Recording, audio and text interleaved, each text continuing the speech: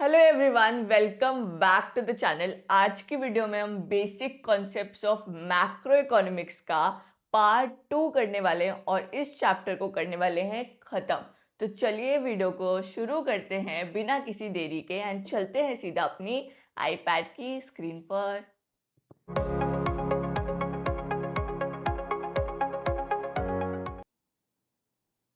हमारा सबसे पहला टॉपिक है final goods and intermediate goods. एक एक करके दोनों को समझते हैं। सबसे पहले हम ये समझते हैं कि फाइनल गुड्स क्या होता है। फाइनल गुड्स वो गुड्स होते हैं जो फाइनल कंजम्पशन के लिए रेडी होते हैं। उसमें हमें कोई फर्दर प्रोडक्शन नहीं करना पड़ता है, उसका हमें फॉर्म नहीं चेंज करना पड़ता है। वो जैसे है हम उसे वैसे ही कंज्यूम कर लेते हैं।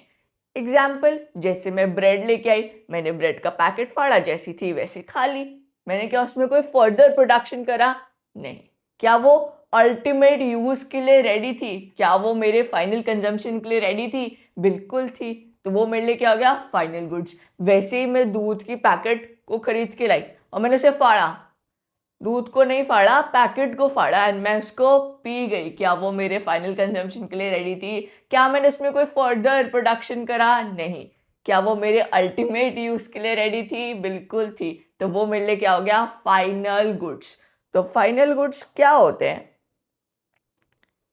फाइनल गुड्स वो गुड्स होते हैं जो आपके अल्टीमेट कंजम्पशन के लिए रेडी होते हैं एंड उसमें कोई भी फर्दर प्रोडक्शन नहीं ज़रूरी होता है। ये तो मैंने सारा हाउस होल्ड का एग्जाम्पल लिया। एक कंपनी या फर्म का भी एग्जाम्पल ले लेते हैं। जैसे एक फर्म में एक मशीन खरीद के लाई, वो जैसी खरीद के लाई उसने वैसी ही उसको इंस्टॉल कर दिया। क्या उसमें कोई फर्दर प्रोडक्शन करा? नहीं। क्या उसका कोई फॉर्म चेंज करा? नहीं।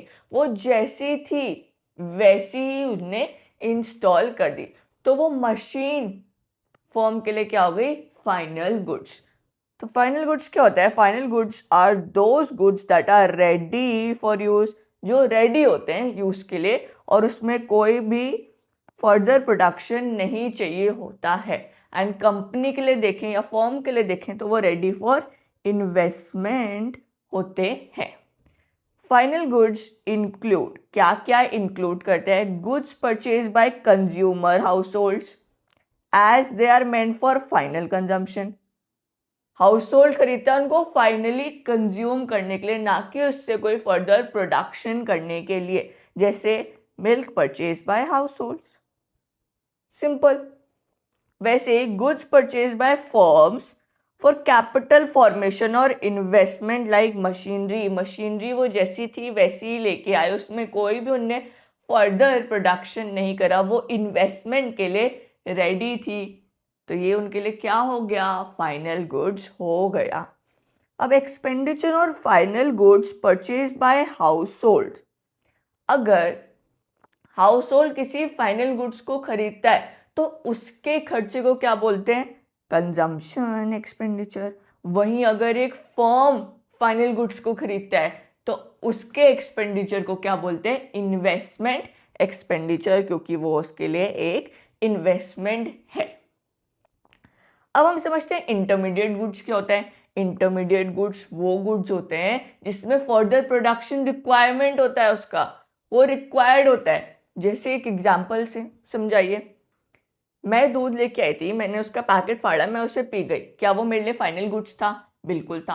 वहीं अगर एक मिठाई वाले भैया दूध का पैकेट लेके आए, क्या वो उसको फाड़ के पी जाएंगे? नहीं। उससे वो क्या बनाएंगे? मिठाई। तो क्या मिल्क में फर्दर प्रोडक्शन हुआ और उससे मिठाई बनी? हाँ। तो वो दूध, वो मिल्क का पैकेट उनके लिए क्या हो जाएगा? इंटरमीडिएट गुड्स हो जाएगा। वहीं दूसरा एग्जाम्पल लेते हैं। मैं दूध का पैकेट लाई थी, मैंने फाड़ के पी लिया था, वो मेरे लिए फाइनल गुड्स था। अगर डेयरी वाले भैया दूध का पैकेट खरीद के लाए अपनी शॉप के लिए बेचने के लिए, तो क्या वो उनके फाइनल कंजम्पशन के लिए रेडी है? नहीं। उससे वो क्या करने वाले हैं? उसको रीसेल करने वाले हैं। तो उनके लिए भी वो क्या हुआ? इंटरमीडिएट गुड्स हुआ। उसको वो फाड़ के पी नहीं जाएंगे, वो उसको बेचने के लिए लाए। तो क्या हो गया उनके लिए? वो इंटरमीडिएट गुड्स हो गया। Intermediate goods refer to those goods which are use either for resale. Dairy वाले भैया रीसेल के लिए दूध लाए थे और फॉर फर्दर प्रोडक्शन मिठाई वाले भैया मिठाई बनाने के लिए दूध लाए थे in the same year. Intermediate goods include, क्या क्या इंक्लूड होता है उसमें? Goods purchase for resale, resale के लिए अगर कोई गुड्स परचेज करे, जैसे डेयरी वाले भैया ने परचेज करा था, या फिर फॉर फर्दर प्रोडक्शन मिठाई वाले भैया ने परचेज करा था। अब आप कैसे क्लासिफाई करोगे कि कोई गुड्स इंटरमीडिएट गुड्स है या फिर वो फाइनल गुड्स है? क्या आप प्रोडक्ट को देख के आइडेंटिफाई कर सकते हो? अगर मैंने आपको बोला मिल्क क्या है, तो आप बता सकते हो कि वो इंटरमीडिएट गुड्स है या फाइनल गुड्स है? नहीं, आप नहीं बता सकते, क्योंकि मेरे लिए तो वो फाइनल गुड था, वैसे ही मिल्क वाले भैया या डेयरी वाले भैया के लिए वो तो इंटरमीडिएट गुड्स है। क्या अपने प्रोडक्ट को देख के आप क्लासिफाई कर सकते हो, आइडेंटिफाई कर सकते हो? नहीं। तो आप किसको देख के क्लासिफाई करोगे? उसके यूज को देख के, यूज ऑफ द प्रोडक्ट से आप क्लासिफाई करोगे कि क्या वो इंटरमीडिएट गुड्स है या वो फाइनल गुड्स है।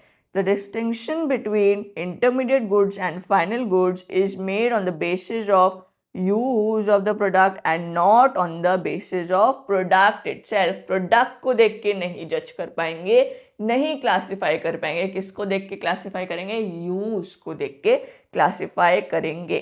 A commodity can be an intermediate good. दूध इंटरमीडिएट गुड हो सकता है डेयरी वाले भैया के लिए, मिठाई वाले भैया के लिए, पर वो मेनली क्या है? Final good. तो हम कैसे क्लासिफाई कर पा रहे हैं? उसके यूज को देख के क्लासिफाई कर पा रहे हैं। यहाँ पर चीनी का एग्जांपल दिया है कि मैं अगर चीनी खरीद के लाई तो वो मेरे लिए फाइनल गुड्स है, क्योंकि मैं जैसे लाई मैं उसको खा लूंगी। बट वहीं मिठाई वाले भैया के लिए वो फाइनल गुड नहीं है, क्योंकि चीनी से भी उनको मिठाई बनाने में हेल्प होगी, उसमें फर्दर प्रोडक्शन उन्हें करना पड़ेगा। अब ये लोग बोलते हैं ना कि नेशनल इनकम में ना सिर्फ फाइनल गुड्स ही इंक्लूड होते हैं, इंटरमीडिएट गुड्स नहीं इंक्लूड होते। ऐसा क्यों बोलते होंगे ये लोग? एक एग्जाम्पल से समझते हैं। वो जो मिठाई वाले भैया ना, उनके पास मैं मिठाई लेने गई, मैं उनके पास गई और मैंने बोला भैया एक रसमलाई दे दो, उनने मेरे को दे दी। मैं पैसे निकालने लग गई और मैंने उनसे पूछा भैया कितने पैसे हुए? उनने मेरे से बोला 80 रुपए तो रसमलाई के हुए। मैं 80 रुपए काउंट करने लग गई, वैसे उनने मेरे से बोला रुको बेटा, थोड़ा सब्र करो, रुको जरा। फिर वो बोलते हैं 80 रुपए तो रसमलाई के हैं, 20 रुपए जो उसमें दूध लगा है उसके, 20 रुपए जो उसमें बादाम लगे हैं उसके, 40 रुपए जो उसमें केसर लगा है उसके, तो आपके टोटल हो गए हैं 160 रुपए। आप मुझे 160 रुपए दे दो। मैं भैया से बोलती हूँ भैया आपने मेरे को पागल समझा है क्या? ये जो रसमलाई की वैल्यू है इसमें तो ऑलरेडी इन सब की वैल्यू एडेड है ना, तो आप मेरे से डबल डबल क्यों चार्ज कर रहे हो? गलत कर रहे हैं ना वो भैया मेरे संग। ये नाइंसाफी है ना डबल डबल चार्ज करना, जब इन सब की वैल्यू है, दूध केसर बादाम की वैल्यू तो ऑलरेडी इस रसमलाई में एडेड है। अगर हम पहले मेरे को ये बताओ, ये तीनों, ये जो रसमलाई सॉरी ये जो केसर बादाम एंड ये दूध है, क्या ये इंटरमीडिएट गुड्स है? बिल्कुल। और रसमलाई क्या है? Final goods. तो ये इंटरमीडिएट गुड्स की वैल्यू तो ऑलरेडी इस फाइनल गुड में एडेड है ना, तो वो मेरे से डबल डबल चार्ज करके गलती कर रहे हैं। क्या आपको वो गलती करनी है? नहीं। तो हम क्या करेंगे? सिर्फ और सिर्फ फाइनल गुड्स को ऐड करेंगे, इंटरमीडिएट गुड्स को नहीं ऐड करेंगे, क्योंकि इंटरमीडिएट गुड्स में ऑलरेडी फाइनल गुड्स में ऑलरेडी इंटरमीडिएट गुड्स की वैल्यू एडेड होती है। अगर हम इंटरमीडिएट गुड्स की भी वैल्यू ऐड करेंगे, फाइनल गुड्स की भी वैल्यू ऐड करेंगे नेशनल इनकम में, तो डबल काउंटिंग हो जाएगी और गलती हो जाएगी, और हमें वो गलती नहीं करनी है। Only final goods are included in the national income. The intermediate goods are not included in the national income as they are already included in final goods. जो हमारे फाइनल गुड्स की वैल्यू है उसमें ऑलरेडी इंटरमीडिएट गुड्स की value added है। जो हमारी रसमलाई है उसमें ऑलरेडी दूध बादाम एंड केसर की वैल्यू एडेड है। बार बार नहीं ऐड करेंगे वरना डबल काउंटिंग हो जाएगी। इसमें एग्जाम्पल दिया है गेहूं और आटे का। जो आटा होता है उसमें ऑलरेडी गेहूं की वैल्यू एडेड होती है, बार बार नहीं ऐड करेंगे। ये नहीं कि गेहूं की भी ऐड करी आटे की भी ऐड करी फिर आपको बता दिया कि भाई इतना पैसा हुआ। ये गलत बात है, हमें गलत बात नहीं करनी है। अब हम समझते हैं final goods and intermediate goods में डिफरेंस क्या होता है। फाइनल गुड्स कंजम्पशन के लिए या फिर इन्वेस्टमेंट के लिए रेडी होते हैं, वहीं इंटरमीडिएट गुड्स में फर्दर प्रोडक्शन की रिक्वायरमेंट होती है एंड वो रीसेल के लिए भी यूज हो सकते हैं। फाइनल गुड्स नेशनल इनकम में भी इंक्लूड होते हैं, डोमेस्टिक इनकम में भी इंक्लूड होते हैं, मैंने अभी आपको बताया था। नेशनल इनकम में भी इंक्लूड होते हैं, डोमेस्टिक इनकम में भी इंक्लूड होते हैं, बट इंटरमीडिएट गुड्स ना ही नेशनल इनकम में इंक्लूड होते हैं ना ही डोमेस्टिक इनकम में इंक्लूड होते हैं, क्योंकि उनकी वैल्यू ऑलरेडी एडेड होती है फाइनल गुड्स की वैल्यू में। अब आप मुझे एक बात समझाना, जैसे दूध वाला भैया, जो डेयरी वाला भैया था ना, उनने 50 रुपए का दूध खरीदा, ठीक है, क्या वो मेरे को 50 रुपए का ही बेच देगा? नहीं, वो क्या करेगा, 60 रुपए का बेचेगा, कुछ वैल्यू ऐड करेगा ना, 50 रुपए का तो नहीं बेचेगा, उसमें क्या करेगा, कुछ वैल्यू ऐड करेगा। और वो दूध का पैकेट उनके लिए क्या था, इंटरमीडिएट गुड्स था। तो इंटरमीडिएट गुड्स में क्या होता है, some value has to be added, value add होती है, बट वहीं फाइनल गुड्स में कोई भी वैल्यू ऐड नहीं होती है, जितने प्राइस का होता है उतने का ही बिकता है, बट जो इंटरमीडिएट गुड्स होता है उसमें वैल्यू ऐड करके बेचा जाता है। Example, milk purchase by house hold, and वही मिल्क परचेज अगर डेयरी शॉप ने रीसेल के लिए खरीदा है तो वो इंटरमीडिएट गुड्स का एग्जाम्पल हुआ। अब हम आते हैं कंजम्पशन गुड्स क्या होते हैं और कैपिटल गुड्स क्या होते हैं। कंजम्पशन गुड्स वो गुड्स होते हैं जो हमारी वांट्स को डायरेक्टली सेटिस्फाई कर देते हैं। जैसे क्या, जैसे मैं शर्ट लेके आई, मैंने पहनी, मेरी वांट सेटिस्फाई हो गई। जैसे मैं टीवी खरीद के लाई, मैंने टीवी देखा, मेरी वांट्स डायरेक्टली सेटिस्फाई हो गई। मैं ब्रेड खरीद के लाई, मैंने ब्रेड खाई, मेरी वांट्स डायरेक्टली सेटिस्फाई हो गई। मैं बटर खरीद के लाई, मैंने बटर खाया, मेरी वांट्स डायरेक्टली सेटिस्फाई हो गई उस बटर को खा के। Consumption goods, it refers to those goods which satisfy the wants of the consumer directly. Consumption goods क्या होते हैं, जो कंज्यूमर की wants and demands को डायरेक्टली सेटिस्फाई कर देते हैं। जैसे example, bread, butter, shirts, pen, etcetera etcetera.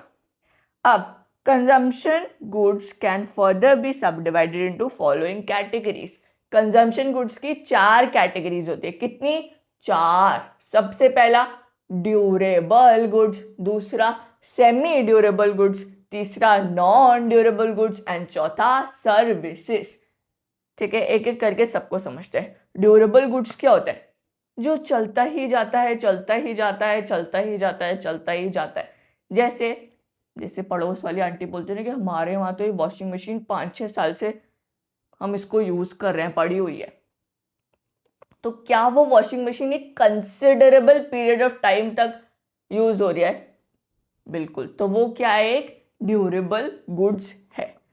Durable goods, it refers to those goods which can be use again and again. क्या सालों से चलती ही आ रही है उनकी machine over a considerable period of time. जैसे एग्जाम्पल, टेलीविजन, रेफ्रिजरेटर एक्सेट्रा।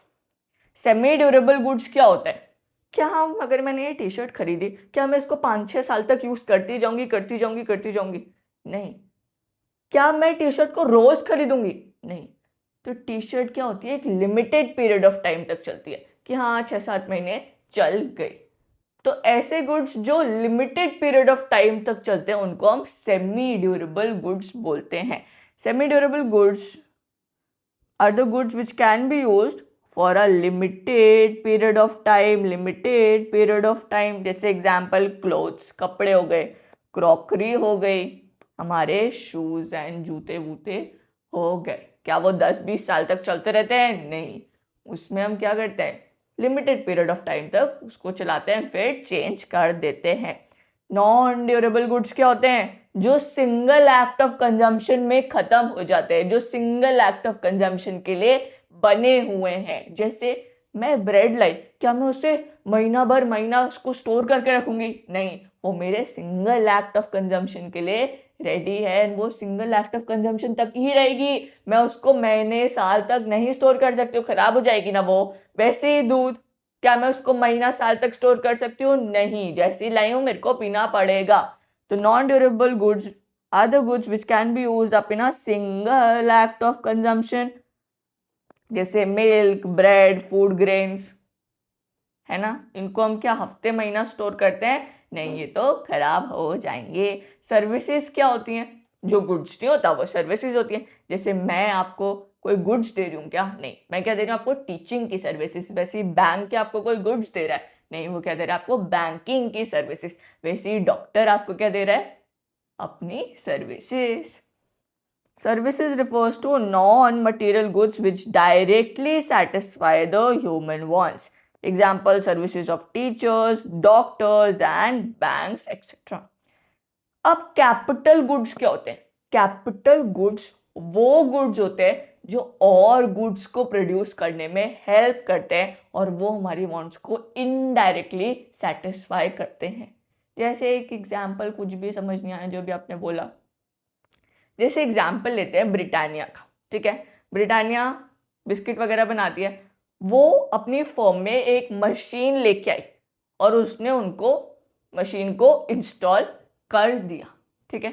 क्या वो हाथ पे हाथ धर के बैठ जाएंगे अब कि हाँ मशीन तो इंस्टॉल हो गई, चलो चलते बनो, हमारी वांट्स तो सेटिस्फाई हो गई?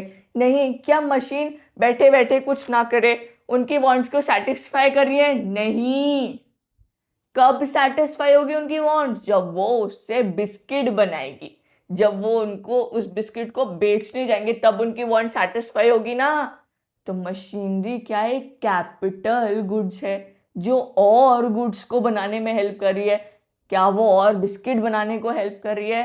बिल्कुल। तो capital goods are those final goods which help in the production of other goods and services. जो और गुड्स एंड सर्विसेज को प्रोड्यूस करने में हेल्प करता है वो हमारा कैपिटल गुड्स होता है, जैसे plant and machinery and equipments etcetera.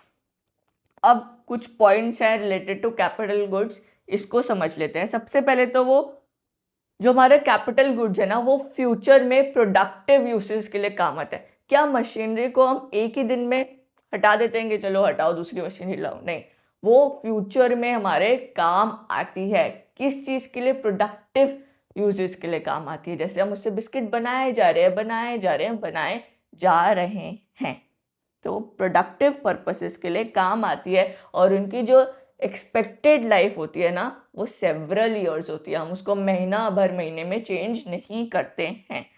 They do not lose their identity. वो अपनी आइडेंटिटी नहीं लूज करती, चाहे वो कितना ही बिस्किट बना दे। क्या उसकी आइडेंटिटी कभी लूज हो रही है? नहीं। उसकी वैल्यू डिक्रीज होती है पर आइडेंटिटी लूज नहीं होती है। They need repairs and replacement. क्या मशीनरी को हम 6-7 साल बिना मेंटेनेंस के, बिना रिपेयर्स, बिना रिप्लेसमेंट के चला सकते हैं? नहीं, खराब हो जाएगी ना वो। तो खराब नहीं हो, स्मूथली वर्क करे तो हमें क्या करना पड़ेगा? रिपेयर्स एंड रिप्लेसमेंट करना पड़ेगा।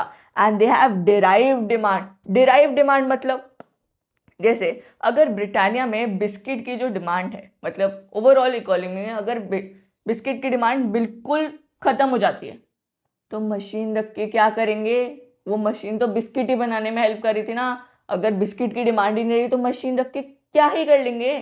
कुछ नहीं कर पाएंगे। वैसे ही अगर बिस्किट की डिमांड बढ़ती गई तो ज़्यादा प्रोडक्शन रिक्वायरमेंट होगा, तो ज़्यादा मशीन खरीदेंगे। तो क्या मशीन की डिमांड बिस्किट्स की डिमांड पे डिपेंडेंट है? इसी को हम डिराइव्ड डिमांड बोलते हैं। They have derived demand as their demand is derived from the demand of other goods which they help to produce. जैसे वो मशीनरी बिस्किट बनाने में हेल्प करी थी तो उसकी जो डिमांड है वो बिस्किट पे डिपेंडेंट होगी। अब कैसे क्लासिफाई करेंगे कोई चीज़ कंजम्पशन गुड्स है या फिर वो कैपिटल गुड्स है? क्या हम फिर से उस गुड्स को देख के क्लासिफाई कर लेंगे? नहीं, हम किसको देख के क्लासिफाई करेंगे? उसके अल्टीमेट यूज को देख के। एग्जाम्पल से समझते हैं। जैसे मैं गाड़ी लेके आई, ठीक है, मेरी वांट्स वो गाड़ी डायरेक्टली सेटिस्फाई कर रही है कि हाँ मैं इसमें घूमने जाऊंगी, मेरी वांट सेटिस्फाई हो गई जैसे मैं गाड़ी की डिलीवरी लेके आई। तो वो मेरे लिए क्या है? कंजम्पशन गुड्स है। क्या है? Consumption goods. और वो भी कौन सा वाला? ड्यूरेबल वाला, ठीक है। तो मेरे लिए क्या है? Consumption goods. वैसी अगर टैक्सी वाले भैया गाड़ी खरीद के लाए, तो क्या गाड़ी खरीदने के बाद उनकी वांट सेटिस्फाई हो गई? नहीं, उनकी वांट कब सेटिस्फाई होगी? जब वो उनसे उसमें कैब सर्विसेज देंगे, जब उसमें वो लोगों को बिठा के ड्रॉप एंड पिक सर्विसेज देंगे, तब उनकी वांट सेटिस्फाई होगी। तो गाड़ी, जो टैक्सी वाले भैया की गाड़ी है, वो उनकी वांट्स को इनडायरेक्टली सेटिस्फाई कर रही है, तो वो उनके लिए क्या हो जाएगी? Capital goods. बट मेरी गाड़ी मेरे लिए डायरेक्टली मेरी वांट्स को सेटिस्फाई कर रही थी, तो वो मेरे लिए क्या होगी? कंजम्पशन गुड होगी। A car purchased by a household is a consumption good, whereas if it is purchased by a taxi driver as taxi for his business, then it is a capital goods. क्या वो जो गाड़ी है वो services produce करने में help करिए, cab services दे पा रहे ना उससे, तो वो उनके लिए क्या है? कैपिटल गुड्स है। डिफरेंस समझते हैं कंजम्पशन वर्सेस कैपिटल गुड्स का।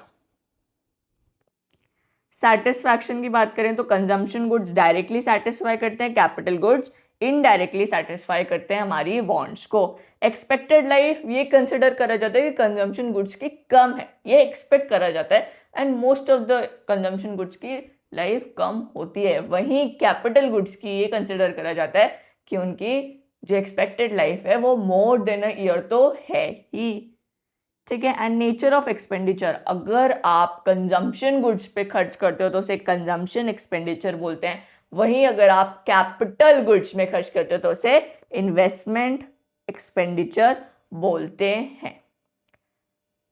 अब आते हैं हम अपने चैप्टर के लास्ट कॉन्सेप्ट में, that is gross investment, net investment and depreciation.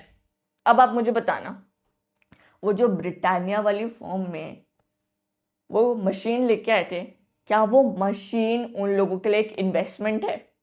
हाँ है। क्या वो मशीन एक कैपिटल गुड भी है? हाँ है। तो इन्वेस्टमेंट क्या होता है? कैपिटल गुड्स में इंक्रीज लाना, कैपिटल गुड्स में एडिशन लाने को हम इन्वेस्टमेंट या फिर कैपिटल फॉर्मेशन बोलते हैं।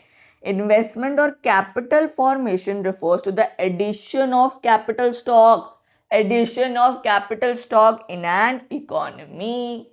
इसको हम क्या बोलते हैं? इन्वेस्टमेंट बोलते हैं। अब इन्वेस्टमेंट भी ना दो टाइप के होते हैं, एक होता है हमारा ग्रॉस इन्वेस्टमेंट और एक होता है हमारा नेट इन्वेस्टमेंट।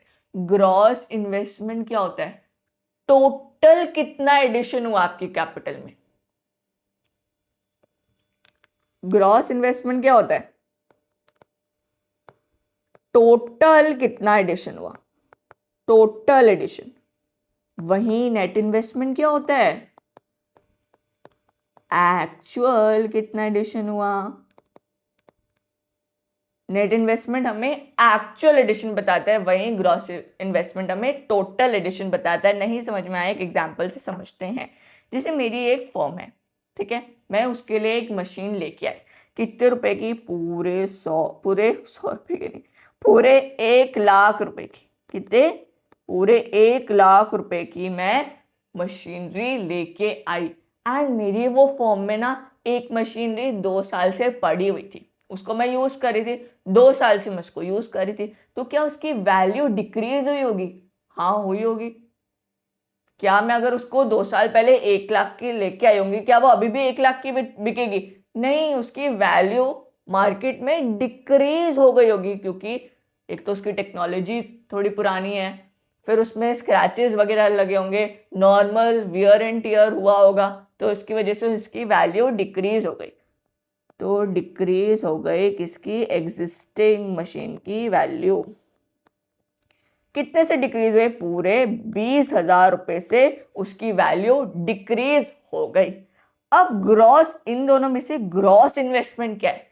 देखो टोटल एडिशन कितना हुआ हमारी कैपिटल में। देखो 1,00,000 की मशीनरी लाई, तो टोटल एडिशन कितना हुआ हमारा? 1,00,000 का। तो ये हमारे लिए क्या है? ग्रॉस इन्वेस्टमेंट पूरा 1,00,000 का। और वहीं अगर आप देखोगे एक्चुअल कितना एडिशन हुआ, 1,00,000 की तो मैं मशीनरी लेके आई, बट वो 20,000 की decrease in the value of existing machine भी तो पड़ी हुई है ना। तो एक्चुअल कितना इंक्रीज हुआ? 1,00,000 -20,000 हो गया ना।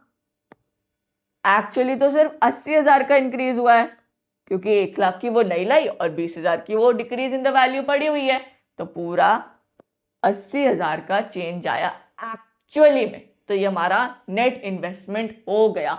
अब आप याद करो, हमने 11th स्टैंडर्ड में पढ़ा था, ये decrease in the value of existing machine या फिर फिक्स्ड एसेट्स को हम क्या बोलते हैं, जब वो नॉर्मल वियर एंड टियर से उसकी वैल्यू डिक्रीज हो जाती है, या फिर चेंज इन टेक्नोलॉजी की वजह से उसकी वैल्यू डिक्रीज हो जाती है, क्या इसी को हम डेप्रीसिएशन बोलते हैं? बिल्कुल बोलते हैं। अब आप मुझे बताना, क्या ग्रॉस इन्वेस्टमेंट में जब हमने 1 लाख रुपए निकाला, जब हमने 1 लाख रुपए निकाला ग्रॉस इन्वेस्टमेंट का वैल्यू, क्या इसमें मैंने डेप्रीसिएशन को कंसिडर करा? नहीं। जितने की मैं मशीन लेके आई मैंने उतने का ही लिख दिया कि हाँ 1 लाख की मशीन लेके आई, इतना मेरा टोटल एडिशन हुआ। वहीं क्या नेट इन्वेस्टमेंट निकालते समय मैंने डेप्रीसिएशन को कंसिडर करा है? बिल्कुल करा है। तो नेट इन्वेस्टमेंट में डेप्रीसिएशन को हम कंसिडर करते हैं, वहीं ग्रॉस इन्वेस्टमेंट में हम डेप्रीसिएशन को कंसिडर नहीं करते हैं। Investment can be looked up into forms: gross investment, net investment. Gross investment is the addition to the stock of capital before making allowance for depreciation. Depreciation को consider नहीं किया जाता है। वही net investment is the actual addition made to the capital stock of the economy in a given period. कितना addition आया उसको हम बोलते हैं नेट इन्वेस्टमेंट। तो जब हमें नेट इन्वेस्टमेंट निकालना होगा, क्या हम ग्रॉस इन्वेस्टमेंट से डेप्रिसिएशन हटा देंगे तो हमारा नेट इन्वेस्टमेंट निकल के आ जाएगा? बिल्कुल। देखो ये फॉर्मूला होगा, अगर ग्रॉस इन्वेस्टमेंट हमें दिया होगा और हमें नेट इन्वेस्टमेंट निकालना होगा तो हम उसमें से डेप्रिसिएशन को माइनस कर देंगे। वहीं अगर हमें नेट इन्वेस्टमेंट दिया होगा और हमें ग्रॉस इन्वेस्टमेंट को निकालना होगा तो हम डेप्रिसिएशन को ऐड कर देंगे। डेप्रिसिएशन होता क्या है? Decrease in the value of fixed assets due to normal wear and tear and change in technology. And हमारा चैप्टर खत्म हो गया। अगर आपको अच्छा लगा तो प्लीज वीडियो को लाइक करना and please add your valuable comment as well.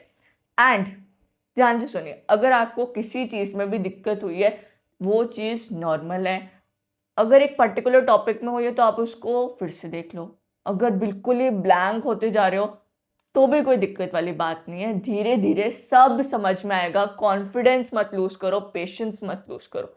Patience and confidence रखेंगे, अपने पे बिलीव रखेंगे, सब समझ में आएगा। अभी नया नया ये 12th का क्लास आया है, नया नया जोश आया पढ़ने का, उसको मत खो। ठीक है, धीरे धीरे सब समझ में आएगा। सिर्फ खुद पे फेथ रखना है कि हाँ मैं कर सकता हूँ, एंड सच में आप कर लोगे। इस वीडियो को यहीं पे ख़त्म करते हैं। Thank you so much for watching. See you in the next video. And if you haven't join the Telegram channel, please do. And if you haven't followed me on LinkedIn, please do, and do make your account as well. खुद का भी account बनाओ, दूसरों को follow करके मत बैठो, बहुत ही इंपॉर्टेंट स्टेप है। ठीक है, bye bye, see you in the next video.